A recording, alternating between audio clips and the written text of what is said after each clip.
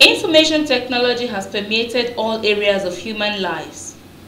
Globally, nations and institutions continue to develop new and better ways of applying information technology for development.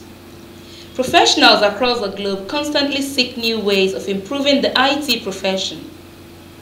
This is the thrust of this year's IT Professionals Assembly, to be held later in July in Abuja. We want to make this year's IT Assembly the best that has ever been. Crucial among issues to be discussed are low infrastructure level, lack of skilled manpower, open and transparent governance, and other essential issues on capacity building.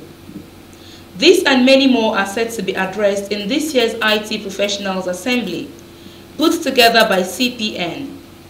This year's topic was chosen because of the fact that information technology is becoming the bedrock for national survival and development in a rapidly changing environment.